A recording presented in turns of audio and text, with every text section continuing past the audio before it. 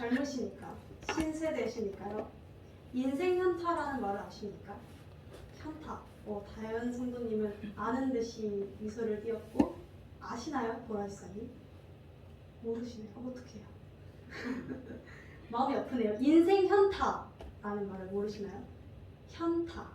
요즘 젊은 층에서 사용되는 말이에요. 신조어요, 신조어. 인생 현실 자각 타임을 줄여서 인생 현타라고 해요. 이 말이 이제 국어 사전에도 등재되어 있더라고요. 찾아봤는데 국어 사전에는 어떻게 등재되어 있냐면 헛된 꿈이나 망상에 빠져 있다가 현실을 자각하고 실제 상황을 깨닫는 순간 허탈해지는 마음이라고 해요. 쉽게 이야기해서 나의 목표를 향해서 열심히 막 달려가다가 모든 것이 부질없다고 느껴질 때, 또는 모든 것이 무너져서 허무하다고 생각될 때, 나 지금 뭐하고 있지? 다 부질없다 라는 그런 마음이 들 때 인생 현타가 왔구나 라는 말을 사용한다고 합니다. 혹시 성도님께서는 이런 감정을 느껴보신 적이 있나요? 부질없다, 뭐 다 잘해줘봤자 소용도 없다, 이렇게 내가 열심히 해봤자 결국 다 죽는다, 이런 헛되다, 이런 마음이 혹시 드신 적이 있나요? 있으셨을 거라고 생각합니다. 우리는 모두 열심히 각자의 자리에서 각자의 목표를 가지고 하루하루를 살아가지만 인생의 덧없음을 느낄 때, 모든 것이 부질없고 헛된 것을 느낄 때 우리는 이런 인생 현타의 순간을 겪게 되는 것 같습니다. 오늘 본문 속에서도 이 인생 현타를 계속해서 맛보고 있었던 한 여인이 등장합니다. 그는 바로 레아입니다. 레아는 굉장히 불행한 여인이었어요. 왜 불행했냐? 이 여인은 그녀의 인생에서 한 번뿐인 결혼을 사기 결혼당했습니다. 누구에 의해서? 아버지에 의해서. 자신의 아버지에 의해서. 남편, 그러니까 야곱이 남편이었거든요. 야곱은 사실 레아가 아니라 레아의 동생 라헬을 사랑했어요. 왜냐면 라헬은 예쁘고 레아는 안 예뻤어요. 간단하죠? 라헬을 굉장히 사랑했는데 아버지가 굉장히 보수적인 집안이었나 봐요. 언니가 시집을 안 갔는데 동생이 어떻게 가냐? 언니 먼저 숨겨서 라헬인 척하고 야곱에게 보내버려요, 시집을. 그러니까 레아는 자신이 사랑하지도 않고 자신을 사랑해주지도 않는 남편에게 팔려간 거예요. 반강제적으로 그의 결혼 생활이 시작되었습니다. 아마 레아는 하루하루가 불행했을 거예요. 늘 사랑에 목말랐을 것입니다. 성경 속에서 레아의 마음 상태가 직접적으로 나와 있지는 않지만 그녀의 마음 상태를 알 수 있는 것이 오늘 본문의 내용입니다. 아들의 이름을 어떻게 지었는지를 보면 그녀의 마음 상태가 어떻게 변화하는지를 알 수 있어요. 하나님께서 그녀가 사랑받지 못함을 아시고, 오늘 본문 말씀에 등장하죠. 사랑받지 못함을 아시고 그녀의 태를 여셨다라고 합니다. 31절에 총이 없음이 곧 사랑받지 못했다는 뜻이거든요. 태를 여셨으나 라헬은 아들이 없었고 레아만 아들이 있었대요. 자, 첫 번째 아들을 낳습니다. 그 아들의 이름은 르우벤입니다. 르우벤. 우리가 이름을 자세히 살펴봐야 돼요. 오늘은 이름이 중요해요.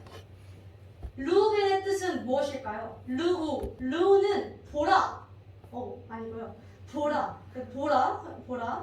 벤은 아들. 이것을 우리말로 해석하면 보라, 아들이다 라는 뜻이죠.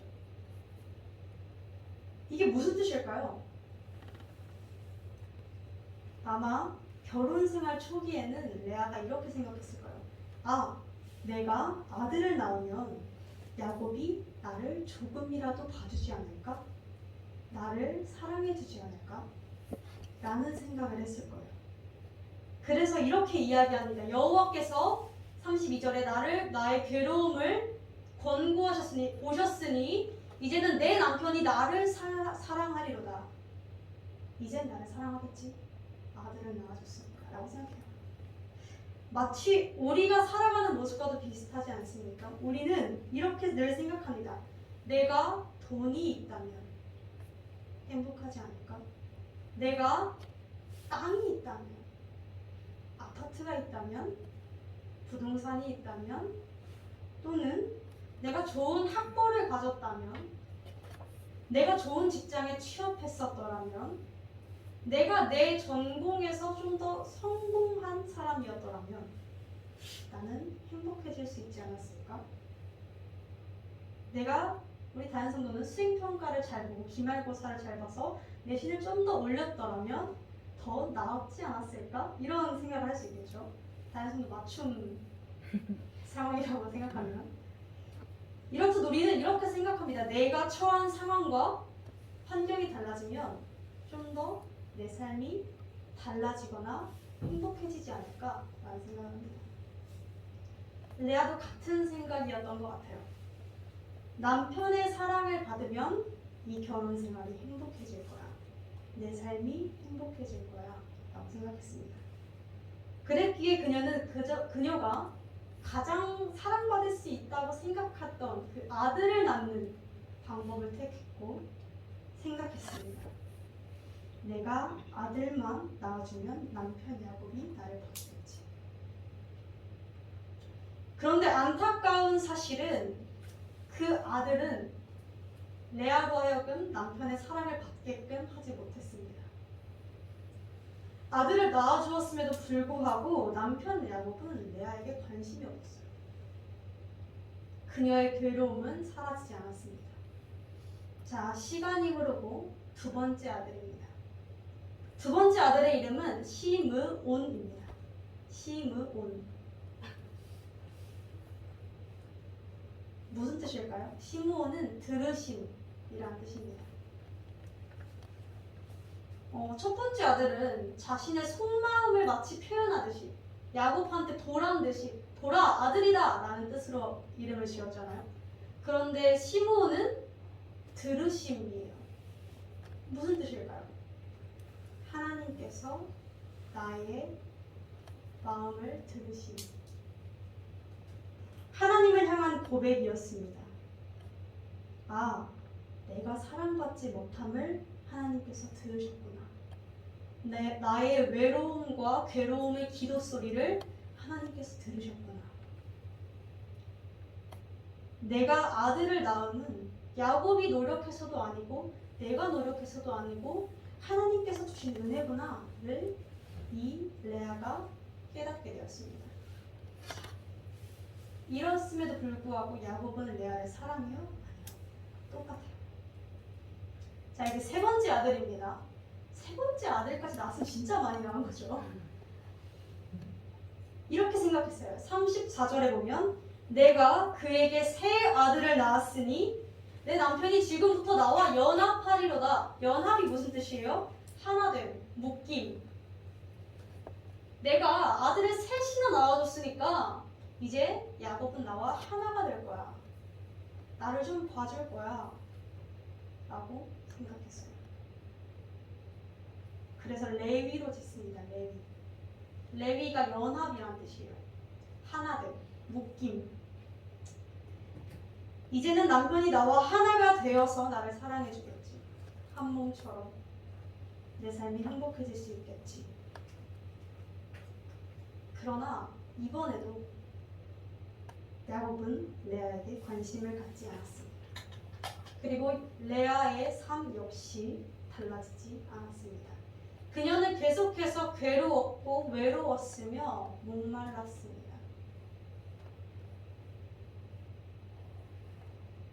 나연 성도님 조금만 내려주세요. 목사님이 안 보이시는 것 같아요. 너무 신경 쓰였어요. 좋아요. 자, 우리가 몇 번째 아들까지 했을까요? 세 번째 아들. 자, 아들을 네 번째 아들을 낳습니다. 이렇게 아들 잘 낳는 여자가 없어요. 네 번째 아들. 그런데 이번에는 레아의 반응이 조금 다릅니다. 아들 이름을 유다라고 라고 짓습니다. 유다의 뜻은 무엇이냐면 찬양입니다. 그리고 이렇게 고백합니다. 내가 이제는 여호와를 찬송하리로다. 레아는 깨달았던 거예요. 뭘 깨달아요? 아, 나의 진정한 행복은 사람에게서 나는 게 아니구나. 나의 진정한 행복은 뭘 성취했다고 해서 나는 게 아니구나. 나의 행복은 남편에게서 나오는 것이 아니구나. 나의 진정한 행복은 오직 하나님께로부터 나오는구나. 그녀는 굉장히 외로움에 허덕이고 있었고 괴로움에 허덕이고 있었기 때문에 남편의 사랑이 갈급했어요.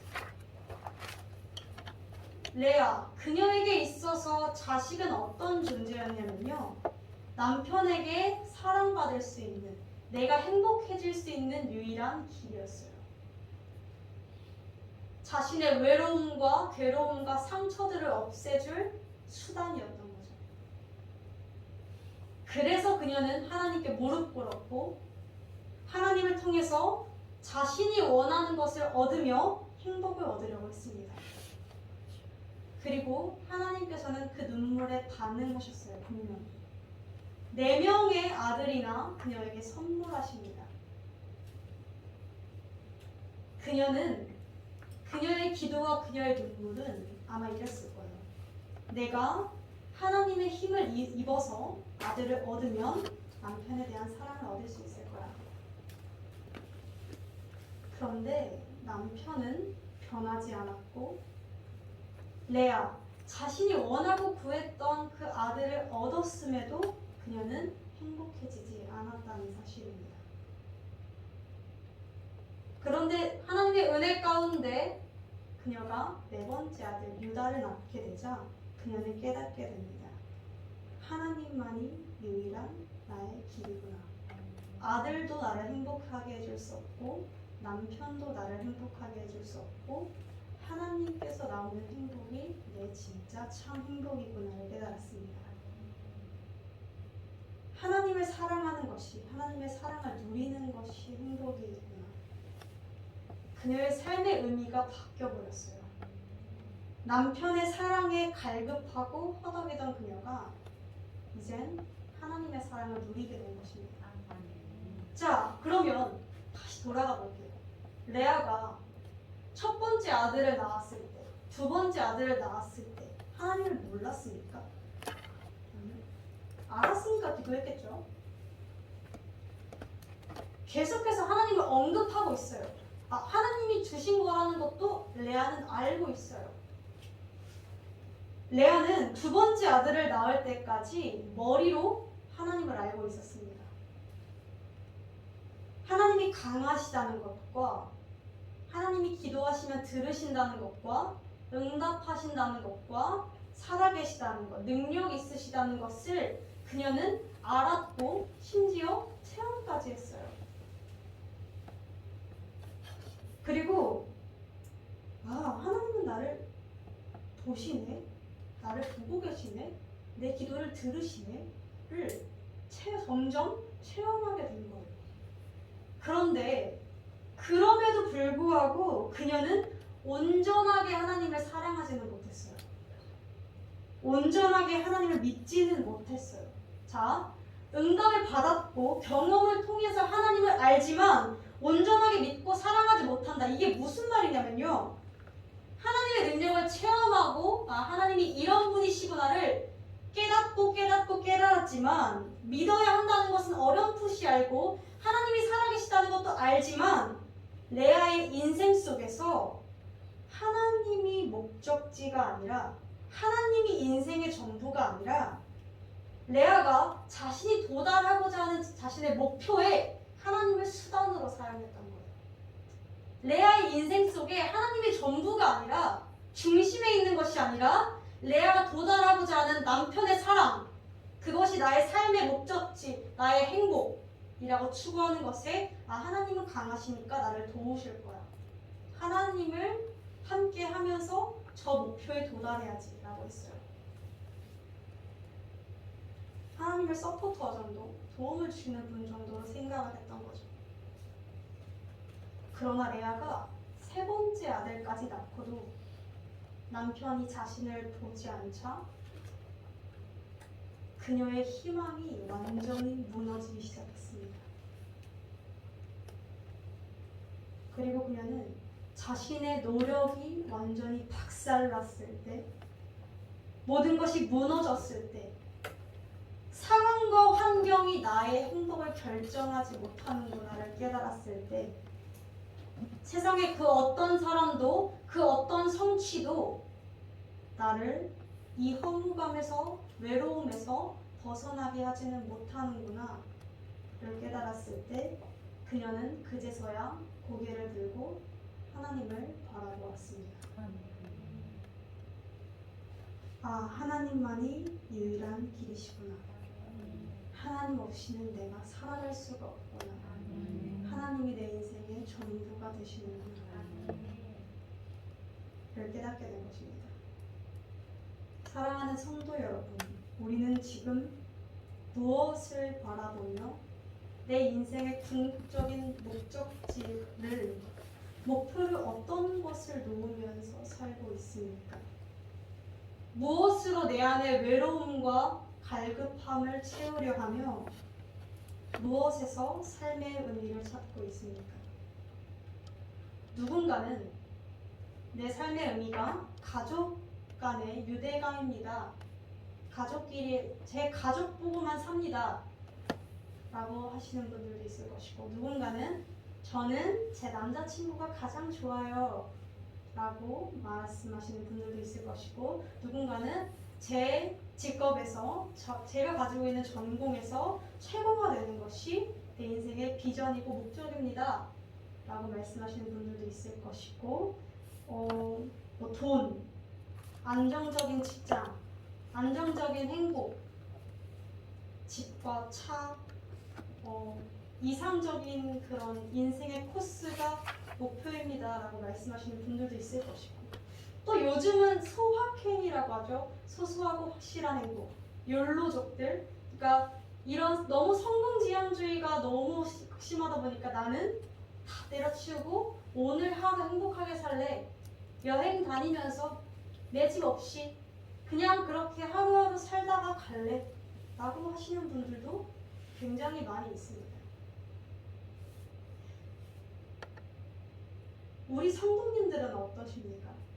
제가 이야기한 이 중에 자신의 목표가 있으십니까? 아니면 혹은 다른 것들이 또 있으십니까? 우리는 어쩌면 하나님을 믿는다 하고 그리스도인이라 하면서 세상 사람들과 별반 다르지 않는 삶의 목표를 가지고 있을 때가 많은 것 같습니다. 그런데 이렇게 한번 생각해 볼게요. 그 인생의 목표가 얼마나 대단합니까? 그게 그렇게 대단합니까? 어차피 죽으면 끝날 것들 아닌가요? 제가 길어봤자 지금 80년? 꽤 기네요. 지금보다 한 4배 정도니 꽤 기네요. 그런데 한 세기도 살지 못하고 사라지는 인생인데 그게 그렇게 대단할까요?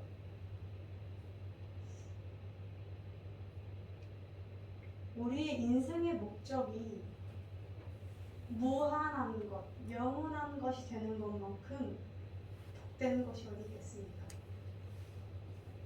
세상 사람들과 우리가 다른 점은 이것입니다. 자꾸 세상 사람들과 우리와의 다른 점을 나는 교회 나가고 술 안 먹고 나는 이래라고 구별 짓지 마세요. 오히려 그건 반감을 삽니다. 그래, 니네 그렇게 잘났냐? 난 술밖에 안 들어요. 그거 그렇게 자랑해서 뭐 하실래요? 그게 아니라 우리는 영원한 가치를 꿈꾸는 사람들이라는 것이 세상 사람들과 다른 점입니다. 영원하지 않은 것에서 삶의 목표를 찾는다면 그것은 허무로 끝날 수밖에 없습니다. 역사상 최고의 부를 누렸다고 기록되어지는 솔로몬 왕도 전도서에서 이렇게 고백합니다. 헛되고 헛되고 헛되다. 모든 것이 헛되도다. 그는 와이프도 엄청 많았고요. 그는 물질, 권력 어마어마했습니다. 왕인데, 한 나라의 왕이고 역사상 최고의 그 부를 누렸다고 하는 왕인데 얼마나 대단했겠어요. 그런데 그런 그가, 모든 것에 손에 쥔 그가 모든 것이 헛되다고 이야기합니다. 돈도 권력도 여러 사람도 모든 것이. 그리고는 이렇게 고백합니다. 오직 여호와를 경외하는 것이 모든 사람의 본분이다. 아멘. 물론 오해하시면 안 되는 것이 이 이야기가, 자, 우리는 천국을 소망하는 사람들이니까 이제부터 현실 세계를 다 내려놓으십시오. 직업 다 때려치고 우리 산에 모여서 기도만 죽을 때까지 합시다. 이런 이야기는 아닙니다. 오히려 그런 신앙은 사이비일 가능성이 높습니다. 왜냐면 하나님께서는 우리를 천국의 백성들, 자신의 나라의 백성들이라고 칭하셨지만 동시에 이 세상에 머물도록 하게 하셨습니다. 그랬기에 우리는 이 현실에서 최선의 것을 다해야 하는 것은 맞아요. 그러나 이것이 우선순위가 바뀌어서는 안 된다는 것입니다. 삶의 목표가 하나님이 되고 그 하나님을 사랑하고 영광 돌리는 방법이 세상의 것이 되어야 하는 것이지, 세상의 것을 누리고자 삶의 목표가 세상의 삶이 되고자 하나님을 방법으로 사용하면 안 된다는 것입니다. 레아는 자신이 의지하고 소망했던 모든 것이 무너지자 인생의 탈출구라고 여겼던 것이 아무짝에도 쓸모없는 것이라는 것을 깨닫게 되자 그제서야 하나님을 나의 하나님으로, 나의 인생의 주인으로 받아들이게 되었습니다. 아멘. 누군가는 이렇게 이야기할지도 모릅니다. 그러면 전도사님, 하나님을 만나려면 모든 게 다 무너져야 합니까? 꼭 무슨 일이 나야만 합니까? 또 무서워서 안 믿을래요. 왜냐면 진짜 그런 이야기를 제가 들었어요. 세상에서 살면 그냥 그럭저럭 살 수 있는데 굳이 왜 여기까지 와서 어려움을 당해야 합니까? 사실 그 질문을 처음 들었을 때는 그렇네요. 그러게요? 라는 생각이 들었어요. 그래서 한참을, 한두 달을 대답을 못하고 있었다가 깨달았습니다. 그것은 하나님이 우리를 고통 주려고 무너뜨리고 모든 것이 무너지게 하는 것이 아니라, 따지고 보고 생각해 보면 어차피 그것들은 무너질 것들이었어요. 어차피 내가 의지하고 있는 것들이 연약할 뿐이었어요. 그것들이 길어봤자 100년도 가지 못해서 다 없어질 것들이었어요. 결국은 모든 것이 영원한 것은 없기에 언젠가는 사라질 것들이었고, 그 끝에는 영원한 하나님의 나라와 지옥만이 남게 될 것입니다. 자, 생각해 볼게요. 어차피 무너질 것들, 어차피 연약한 것들이 지금 내가 깨닫고 시선을 영원한 하나님께로 돌릴 수 있을 때 무너진다면 그것이 더 복되는 것 아니겠습니까? 아멘. 지금 무너지지 않아서 내가 하나님을 깨닫지 못하고 한 80년 살다가 내가 죽음을 기점으로 모든 것이 무너져서 지옥 가서 후회하는 것보다 지금 무너지는 게 낫지 않습니까? 부모님들이 자녀를 훈육할 때 엄하게 다스립니다. 그쵸? 왜? 올바른 길로 가게 하려고. 도둑질하면은 우리 목사님, 사모님이 어렸을 때 이제 도둑질도 아니에요. 어렸을 때 이제 할 수 있잖아요. 그 엄마 지갑에 손 이렇게 잠깐 이렇게 몇천 원씩 이렇게 할 수 있잖아요. 저도 어렸을 때는 그랬었거든요. 돼지저금 좀 배에 갈라서 맨날 훔쳐가고 이렇게. 근데 이제 목사님께서는 이제 옳은 길로 가게끔 인도해야 하니까 자 도마를 가져오고 칼을 가져와서 너의 손을 잘라버리겠다 이렇게 하셨다고 해요. 그러니까 그런데 물론 진짜 잘하지는 않으셨지만 어렸을 때 작게 시작했던 그런 잘못된 버릇들이 커서 스스로 책임질 나이가 되었을 때까지 그 버릇을 버리지 못해서 감옥에 가는 것보다 그렇게 인생을 평생을 낭비하는 것보다 어렸을 때 짧고 빠르게 혼나고 몇 대 맞고 끝나는 게 나아요. 그렇죠? 그런데 하나님께서 하시면 이 강도가 조금 세시니까 우리가 조금 이렇게까지 혼나야 하나라는 생각들을 하는데 그만큼 하나님께서는 우리를 사랑하시는 거예요. 그만큼 우리를 지옥에 보내고 싶지 않으신 거예요. 우리가 그것들을 깨달았으면 좋겠어요. 어차피 무너질 것들이 무너졌다는 거예요. 어차피 연약한 것들이 무너진 것뿐이라는 거예요. 그래서 저는 그런 의미에서 무너짐은 있어야 한다고 생각해요. 너무 다 갖추고 살면 그거 참 좋지 않은 것 같아요. 우리가 이 시간 정말 곰곰이 생각해 보기를 원합니다. 나는 지금 레아가 거친 그 과정들 중 어디쯤에 와 있는가? 첫째 아들과 둘째 아들을 낳았을 때처럼 하나님을 알고 기도응답을 통해서 아 이런 분이시구나를 알지만 노력도 하지만 주님이 내 인생의 전부가 되지 않은 상태에 머물러 있는가? 아니면 셋째 아들을 낳았을 때처럼 내 모든 의지하는 것들이 무너졌을 상태에 와 있는가? 그것도 아니라면 첫째 아들과 둘째 아들을 낳기 전 경험하기 이전의 상태에 머물러 있는가? 하나님이 누군지 잘 모른다거나 그러니까 여러 가지가 있겠죠. 총 하나, 둘, 셋, 네 단계네요. 만일 체험의 기회, 그런 응답의 기회를 아직 얻지 못하신 분들이 있다면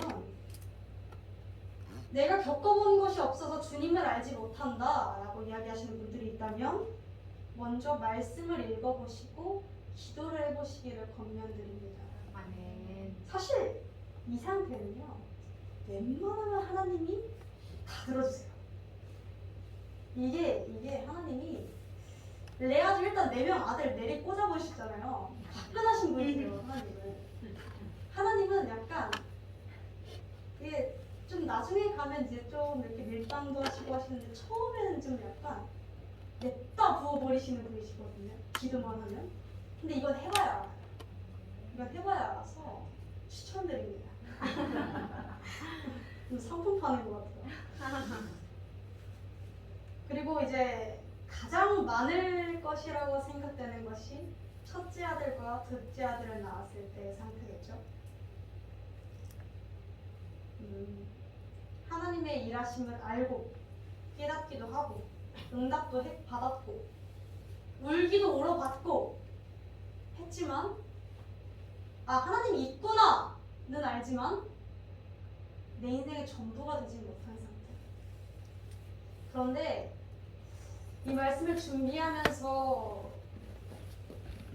강하게 이야기를 할까 하다가 이 이야기를 마음에 자꾸 두시더라고요. 너무 자책하지 마세요. 왜냐면요 자책, 나 아직도 이렇게 깨달음을 얻었는데도 아직도 하나님을 모르네? 아직도 이거는 하나님이 주시는 마음이 아니라 사단이 그 자책의 웅덩이에 빠지게 하는 거예요. 우리에게 필요한 것은 자책이 아닙니다. 우리에게 필요한 것은 하나님을 향한 간절한 마음입니다. 이제부터 보면 돼요, 하나님을. 그걸 원하세요. 자책, 나는 이걸 원하지 않으세요. 오히려 더 하나님을 보지 못하게끔 막아버립니다. 심지어 하나님께서 레아에게 4번째 아들까지 갈 때까지 화내지 않으셨어요. 너 내가 아들을 3이나 뒀는데 왜 아직도 몰라? 라는 말씀을 한 번도 그냥 아들을 주기만 하세요. 그렇죠? 왜 그러셨을까요? 하나님은 레아가 흘린 눈물, 기도 아셨던 거예요. 하나님을 온전하게 다 알지는 못하지만 아직 하나님을 내 인생의 전부라고 고백하지는 않았지만 열심히 노력하면서 그 자리를 지키려 하고 주님을 만나보려고 애쓰고 기도하고 무릎 꿇었던 수많은 시간들을 아셨기에 화내지 않으시고 깨달을 때까지 기다려주세요. 물론 하나님은 기다려주시겠지 하고 기도를 안 하면 그때부터 하나님이 어떻게 변하실지 몰라요. 갑자기 진노의 하나님으로 변하실 수도 있고 너 이 자식이 기다려줬더니 갑자기 딴 데를 보고 앉아있네 라고 하실 수도 있어요. 뭐 이렇게 격하게 말씀은 안 하시겠지만 하나님은 인지하시는 분이시니까요. 제 표현으로 하자면 그렇다는 거죠.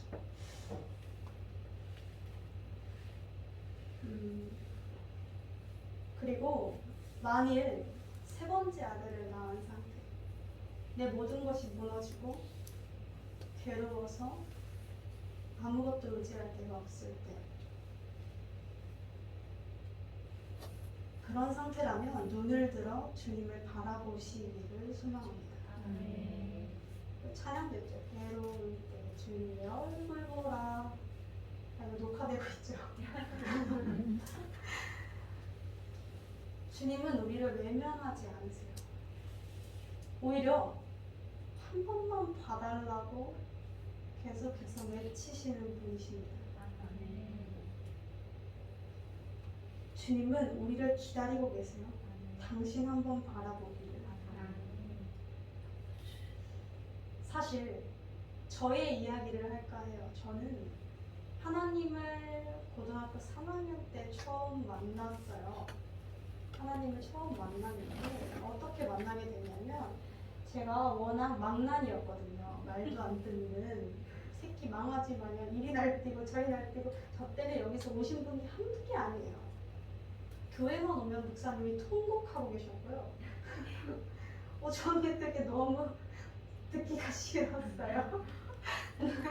그리고 사모님 저 때문에 그러시고 집사님들 저는 엄마가 몇 명인지 모르겠으나 그리고 나연 성도님이 전 아직도 기억나요. 사모님한테 전화해서 예지니까 이렇게 맨날 울었고 일상이었어요. 몇 년째. 근데 저는 왜 그렇게 유난인가 했어요. 죄송하지만 그때 마음이 그랬어요. 그런데 그러다 어느 순간 사모님이 더 이상은 안 되겠다고 생각을 하셨는지 지옥 간증을 틀어놓기 시작하셨어요. 극단적이죠. 유튜브 지옥 간증 덕정사랑교회.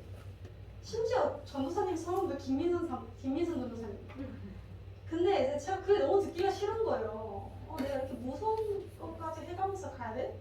라는 오히려 반감이 들었어요. 그랬는데 그러다가 이제 어느 날 그냥 누워 있었거든요. 늘어져 있었어요.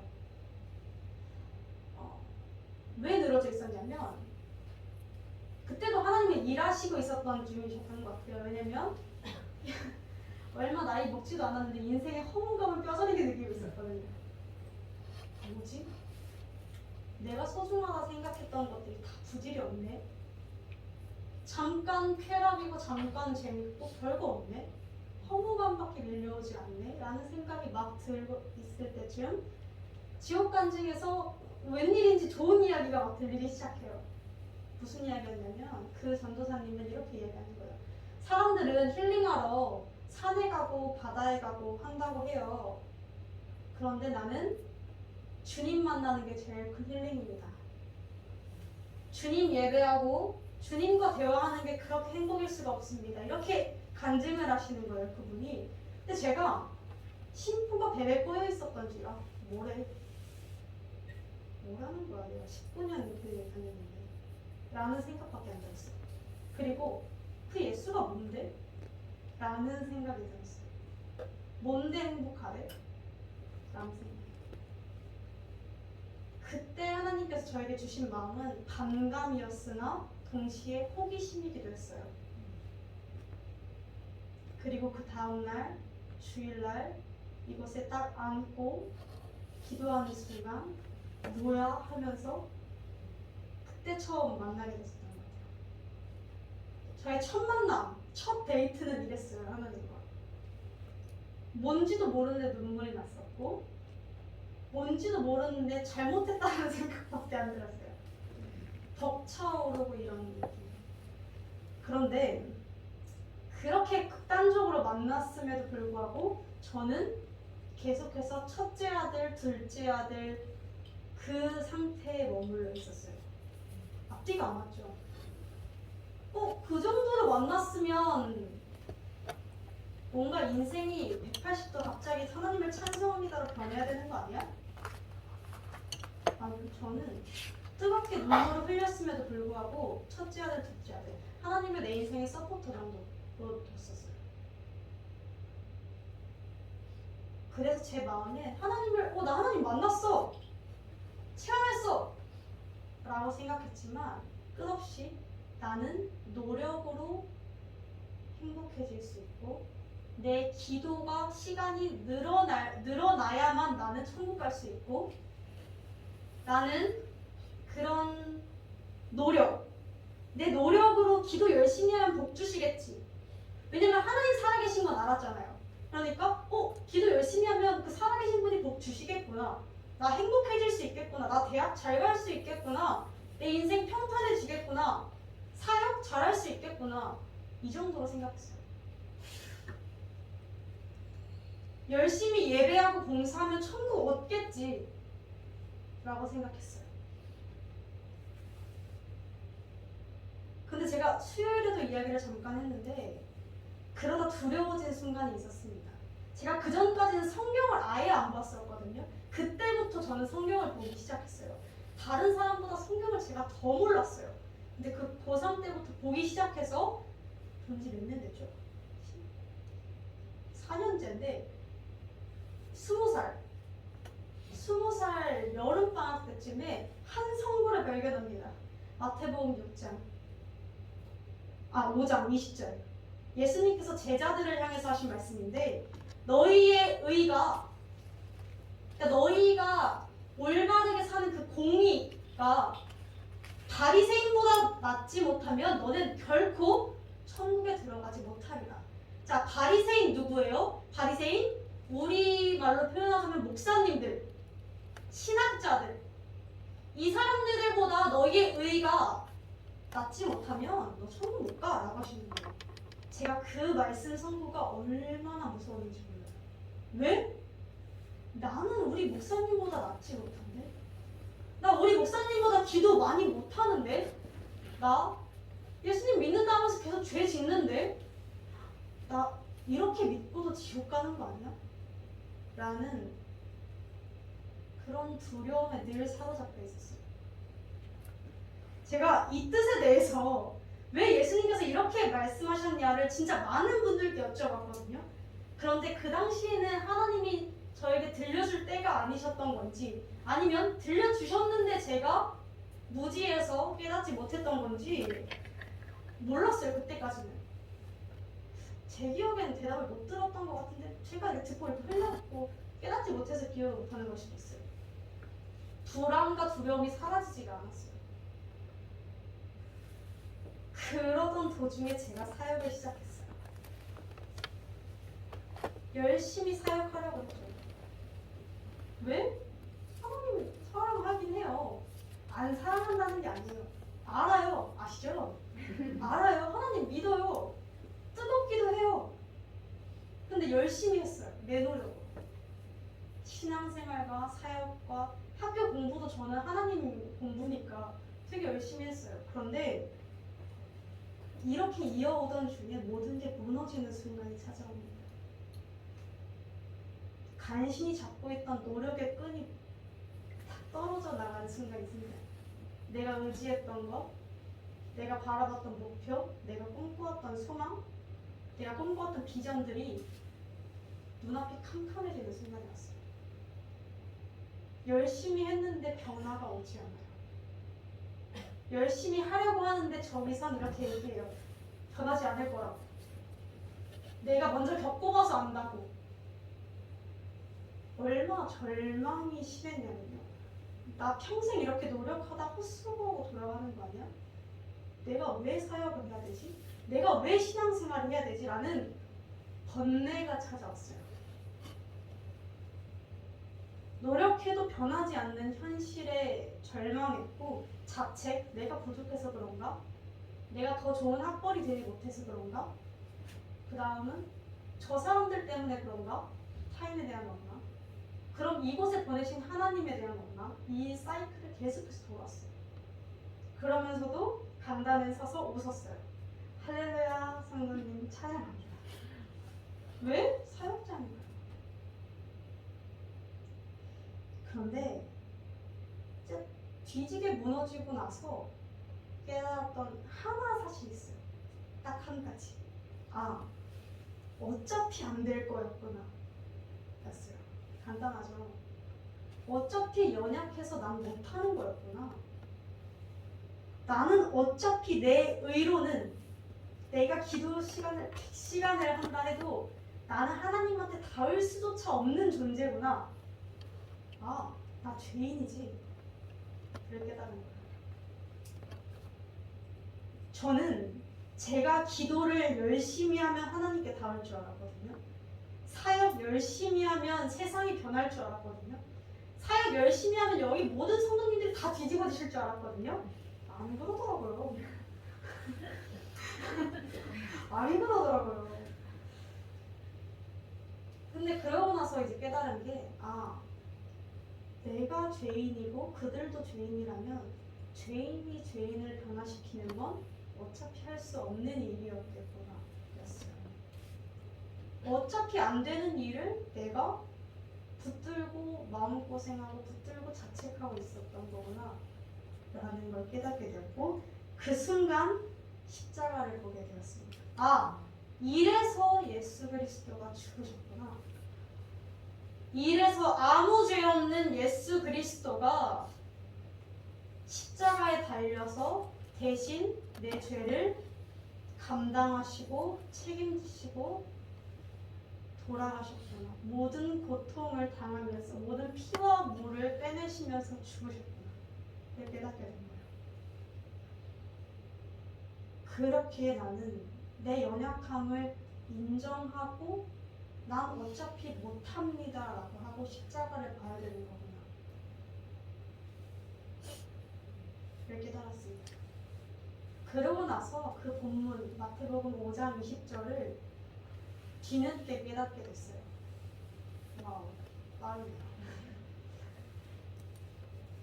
내가 너희에게 이르노니 너희 의가 서기관 바리새인보다 더하지 못하면 결단코 천국에 들어가지 못하리라. 자, 이 말의 뜻은 그 누구도 인간은 천국에 들어갈 수 있는 자가 없다.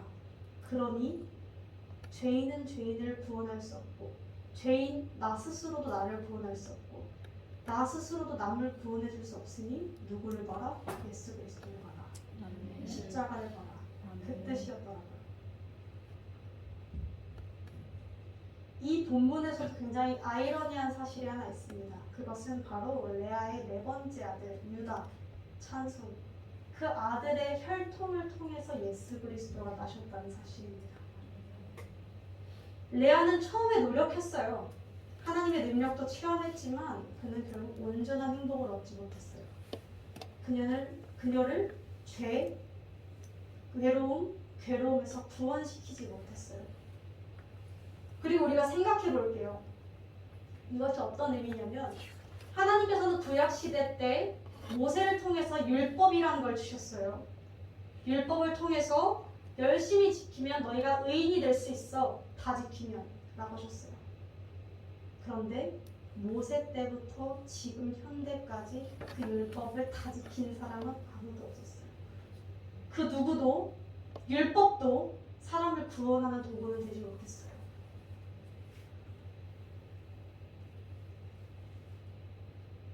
인간이 노력한다고 해서 죄는 해결되는 문제가 아니었어요. 죽음, 외로움, 고통, 인생의 수많은 고난은 인간이 어쩐다고 해서 해결되는 문제가 아니었어요. 그런데 레아가 자신의 노력, 의지하고 있던 모든 수단을 내려놓고 하나님을 찬양했고 그때 유다가 태어났습니다. 그리고 그 유다의 혈통을 통해 예수 그리스도를 넣으셨어요. 아멘. 이렇게 생각해 볼게요. 우리는 우리의 노력으로 죄를 해결받을 수 없으나 우리 안에 있는 인생의 허무감, 외로움, 죽음, 고통을 해결할 수 없으나 오직 모든 것을 내려놓고 여호와 하나님을 찬양할 때 예수 그리스도를 통해서 우리는 그 모든 죄악과 고통을 해결받을 수 있습니다. 아멘. 성경 속에서 크게 차지하지 않는 것 같은 정말 작은 이야기죠. 레아의 이야기. 그런데 이 작은 부분조차도 그 끝에는 예수 그리스도를 향해 있습니다. 아멘. 저와 여러분이 그 주님을 나의 인생의 주님으로 받아들이기를 소망합니다. 아멘. 우리가 의지하고 있는 연약한 것들과 유한한 것들을 내려놓고 오직 영원하신 주님만 찬양하기를 원합니다. 아멘. 그래서 레아와 같은 찬행복을 누리시기를